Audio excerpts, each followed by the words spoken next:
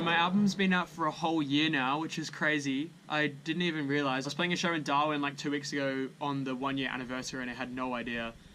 So I figured that I'll do something to celebrate it now.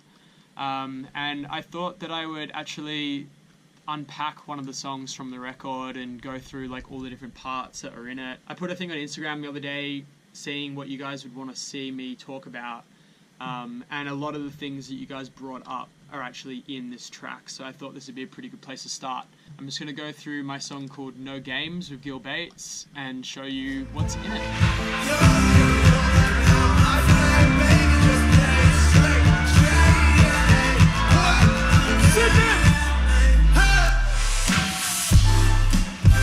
So yeah, let's just jump on in. Girl, I want you, and do you feel the same? I don't wanna play no games, no games. You're the only one that can out my flame. Baby, just play it straight, no games.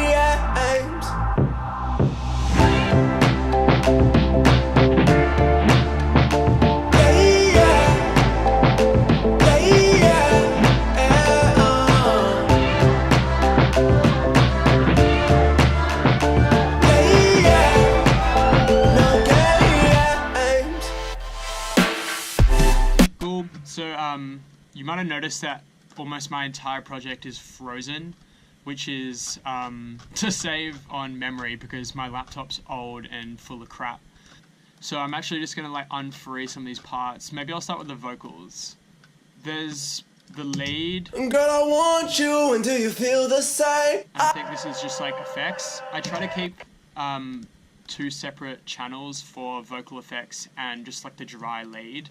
It just kind of helps me separate what's happening in each one, and it lets you really hear what you're doing in the effects.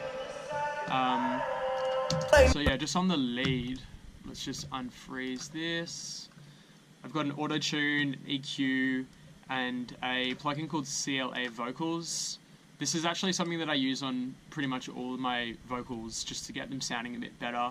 I'm smashing it with a compressor. This is all up on the wall. And it's got a bit of widening, which is here. Oh shit. And then I've pulled a bit of the low end out here again and increased some of the tops. Gotta freeze that again. Fuck, this is gonna take forever if I do this for each layer. I'm just gonna show you this other thing in the meantime. If you are like me and your computer's full of junk, you can get this app called Clean My Mac. I think it's like $6 or something, and it's like it'll help you find old files. But the thing that's really useful about it is it has this free up RAM thing here. If you've opened a couple of projects in one session, a lot of data will actually be stored in your computer's memory because it thinks you might want to access it quickly. And so freeing that up actually can help with playback. So that's something to think about. Yes! Alright, cool. So that was the lead. And there's a whole lot of random vocal samples and effects that I've done.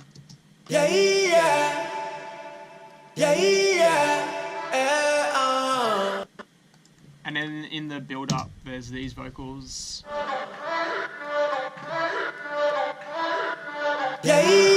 So that little vocal sample, I'll just show you how I did that quickly. So I just grabbed like a bit of the vocals. Just gonna take all my plugins off. No gay, no gay, no gay, no gay, so yeah, no gay. And what's actually giving it that lower pitch is a plugin called Isotope Nectar. And I think this thing can actually do like a whole lot of awesome vocal stuff, but the only thing I really use it for is this pitch. I haven't actually pitched it down any semitones, I've just changed the format. If I was to pitch it down semitones, it would sound more extreme like that, but I was going for something a bit more subtle. So yeah, this format shift here, if I take it back to 0, and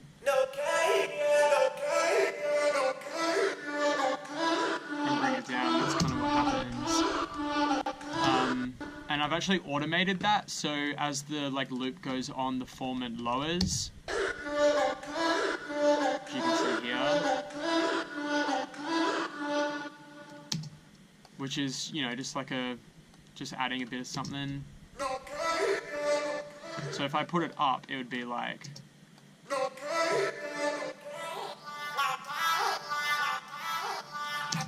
So it's just like a bit of like a more subtle way of doing the whole like pitch shift vocal chop vibe.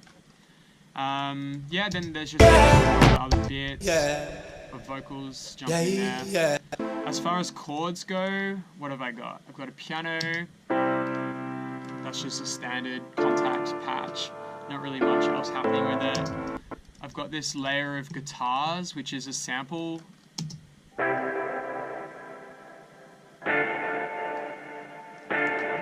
just running that through a bit of reverb too. There's also like a fair bit of fun dub stuff that I've got. I can't really show you how I made it right now because it's all bounced to audio already, but it was with one of my favorite plugins, which is Audio Damage Dub Station. There's this main pluck.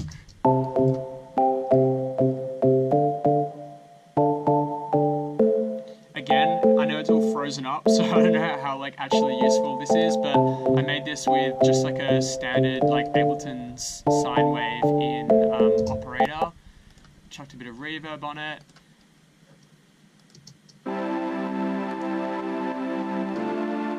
There's this nice serum pad. What's this? More vocal dubs. Some more rises. There's this little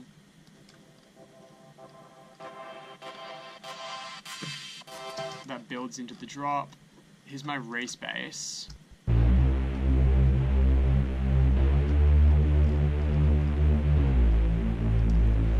Another synth here that builds up. Okay, let's talk drums.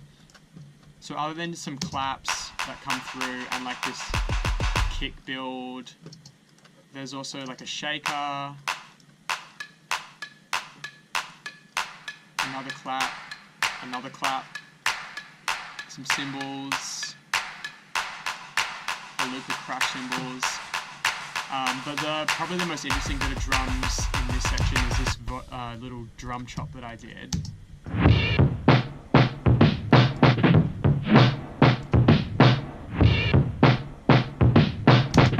So I really love doing drum chops like that. So basically how I did this was, I've got this like huge library of drum breaks, as you can see here, like there's just hundreds and hundreds of them.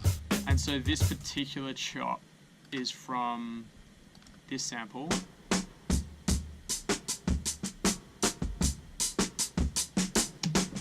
I think I just like lifted the snares out by the looks of it. Pitched it down a whole lot by 7. And there's this cool trick that you can use when you're working with drums like this, is I'm just going to drag the sample back in.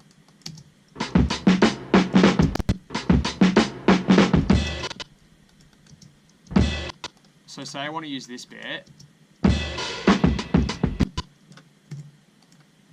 I'm just going to get rid of the others. Say I just like really liked that one hit. I'm going to take it down 6 like that other one was. Unwarp it. There's several different ways that you can warp samples. Beats, tones, texture, repitch, complex, complex pro.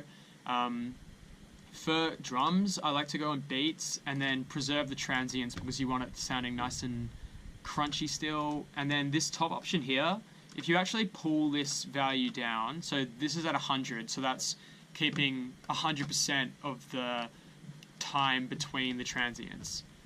It sounds like that. But if you pull it down, say to 50, see it's much tighter.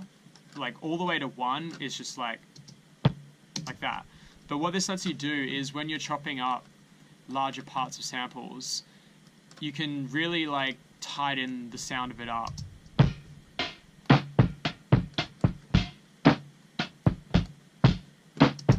That's compared to this.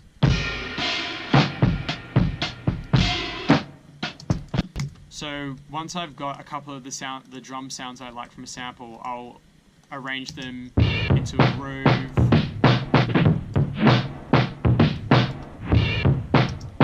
and then I'll work with this transient warping to get them nice and tight.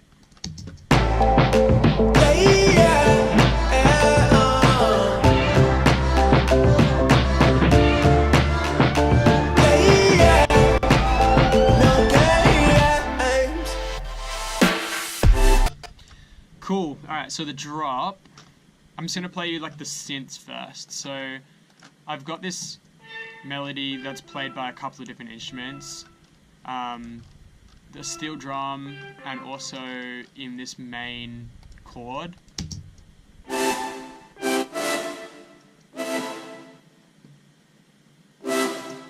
This is just playing like the standard notes of the chord, but I wanted to, you know, add like a kind of top melody to it. And so one good way of doing this that means you don't have like 1,000 different sounds and your mix isn't all over the shop is you can just build like a counter melody into an existing synth you're using. So I just added this melody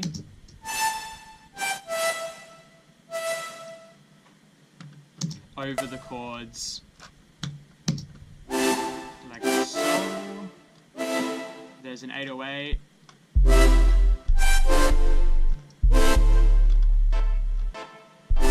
Synth skanky thing.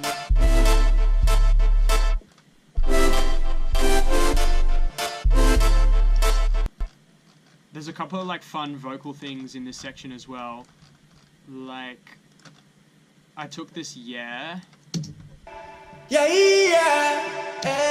and fucked with it a bit, so it sounds pretty sick. So first of all I ran it through. Oh no, what did I do? The first thing I did actually was pitch it. Originally it sounded like this. So that's just through the harmony. But then with the transposition I did on it, get that nice slide, like that. Then there's just like a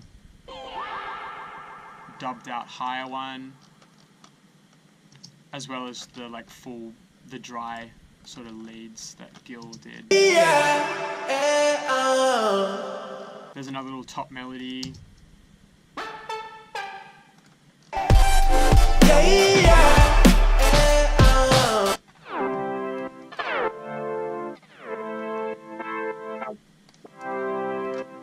So this is like a pad part that I wrote, and then I did some more transposition just to make it a bit interesting, so it has these slides into it.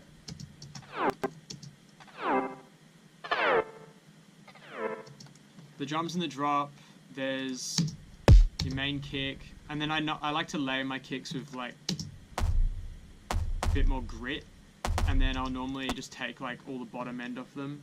Wait, did I do that? I didn't. That's embarrassing.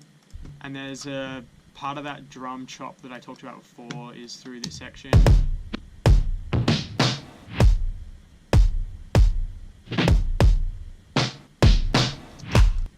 I like all these little random reverses.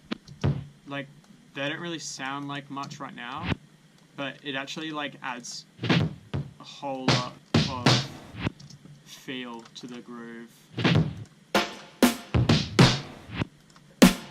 Couple of snares. That little snare roll there. And open hat that comes in the second half.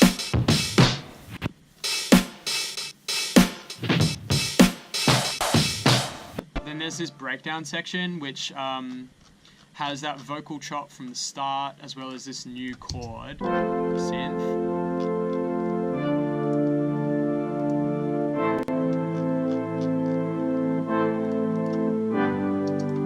There's also a lead part that comes in here.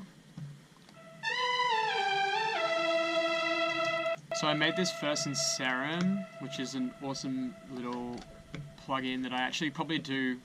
Well, when I was writing the album, I did most of the synths in Serum. But the thing that I like about this, and this is using one of my favorite plugins, I mentioned it like earlier, but I didn't show you it. So this is DubStation. And the thing that's really cool about this, and I use it so much for just like making background effects, background dubs. I actually even use it to make rises. And so what I do a lot of the time is I'll use the tail of the delay, so like I'll play just that part. And then I'll actually like fuck with the delay time to make a down riser, so like that's without anything happening to the delay time. But then if I automate it, see, or if it went up,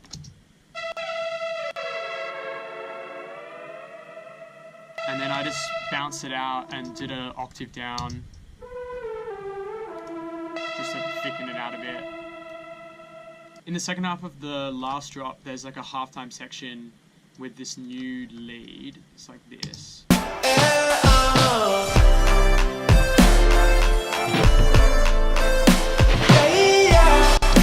I've affectionately named this Dick Smokers because I think I like built it around a chain smoker patch.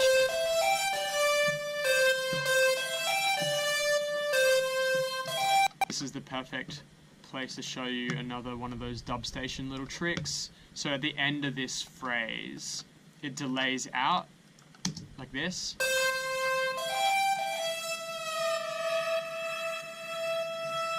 And that creates a kind of texture for the back end of the song, for the outro. Yeah, and that's it. I know that wasn't super in depth, but I'm going to do some more videos and talk more about drums and synths and that sort of thing. But yeah, I hope you guys liked it. That's No Games. Cheers.